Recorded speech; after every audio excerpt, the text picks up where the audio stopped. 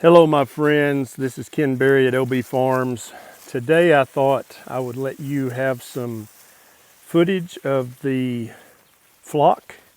We've got some cute little lambs mixed in here while I tell you the benefits of having hair sheep on your farm versus wool sheep, and maybe even versus another species of animal, another species of ruminant. So I've been rotating these hair sheep for 2 seasons now.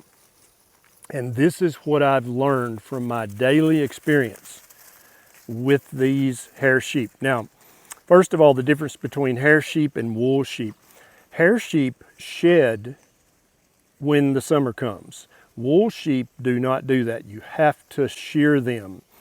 Now, in the past, the wool was another source of income, but typically I'm told by people who have wool sheep that it actually is a net negative. You actually lose a little money currently because nobody wants to buy wool and pay what it's worth. So when you pay the shearer to come and shear the sheep, you actually wind up losing money. And I'm not interested in that. So with these sheep, they do have some wool, but they're mainly have a hair coat.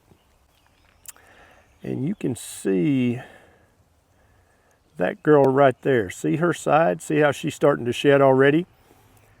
I don't have to shear these sheep. They're gonna self-shear. Very, very nice. I don't have to fool with that. Now, number two is that hair sheep are bred to be very parasite resistant or parasite tolerant. So if I took a poop sample from my ewes and rams and lambs, they probably have a little bit of a parasite load, but they're much more tolerant of that. I haven't wormed these sheep in over a year. And so when the spring flush came this year, a few of them had dirty butts, and still one or two has a dirty butt, but the vast majority of them have cleared up completely and they're back to normal, eating grass and weeds. And so I don't have to waste the time or the money to worm these sheep constantly. They tend to do that themselves. They have access to lots of different weeds and tree forage that have different tannin contents. And so I believe that the sheep innately have in them the sense that, oh, my worm count's building up. I need to eat some high tannin tree leaves.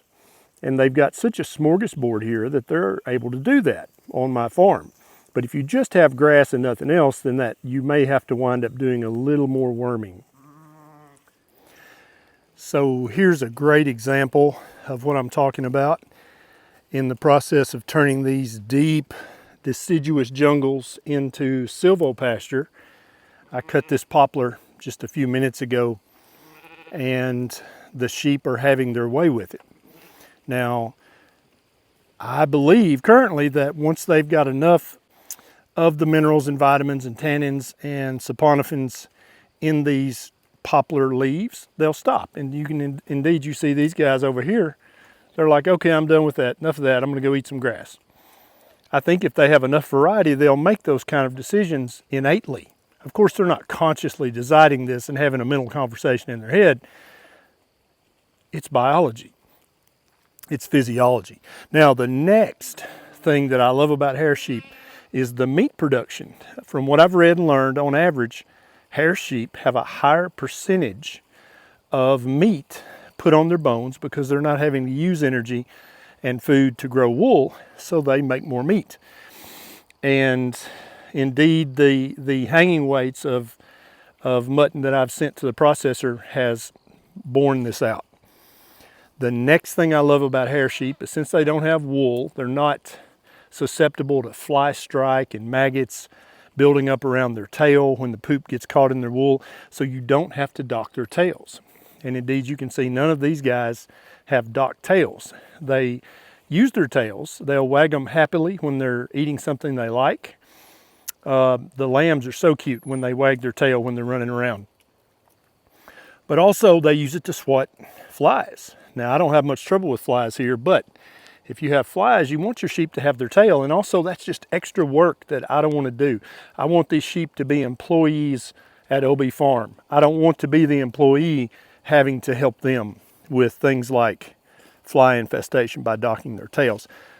The next thing I love about hair sheep is since they're hair sheep, they shed every year. So I don't have to shear them. And that's really, really nice. You can see several of these guys in the process of shedding their hair because it's warming up here. It's April now. Spring is here. And that you can see that guy, he's already shed half of his coat off, and you can see how loose that is. The next thing I love about hair sheep is since they were originally invented, the breed was actually perfected in a very tropical environment. And so if you're in the southern part of the United States, southeastern, southwestern, these guys, they don't mind the heat nearly as much as wool sheep. Some wool sheep cannot even thrive in Tennessee. It gets too hot and humid. But these guys are going to shed all this hair. You can see that little guy in the front right there starting to shed on the side. So that I don't have to shear them. That's wonderful. They're heat tolerant. And so when it gets to be 105 degrees here and 90% humidity, of course they're going to get under a shade tree, but that's fine. Now here's a sweet girl. She's been with us since day one. You can see she's got an ear missing.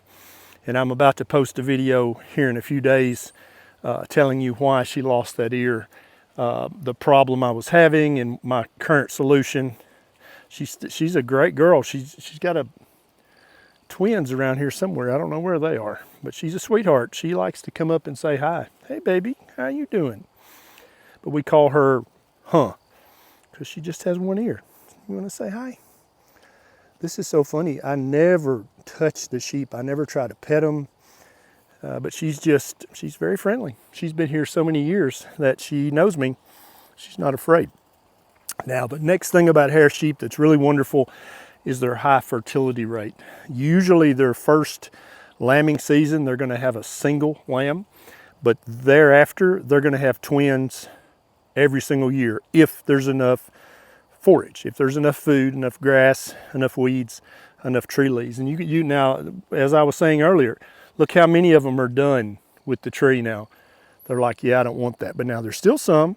And see this one with a dirty butt, higher worm count, still going after the tree leaves with higher tannin, higher saponifins. So I think that ewe right there is treating her increased worm count by eating more tree leaves. Whereas these guys predominantly have clean butts, they don't need that. So they're over here eating grass again. So fertility is a big thing. I want to have twins every time. And so basically each lambing season, I'm getting more employees to work on the farm for free. How cool is that?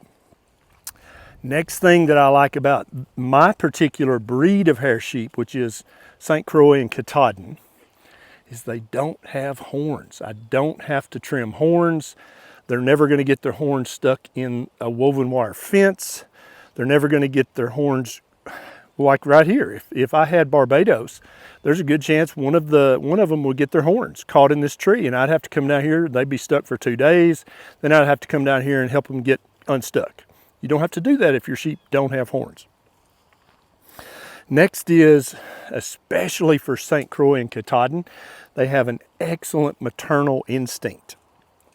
I have yet to have one of these ewes drop a lamb and then walk away from it. And when we used to have goats, that was very common. The goats would just, the nanny goats would just act like they never had a baby.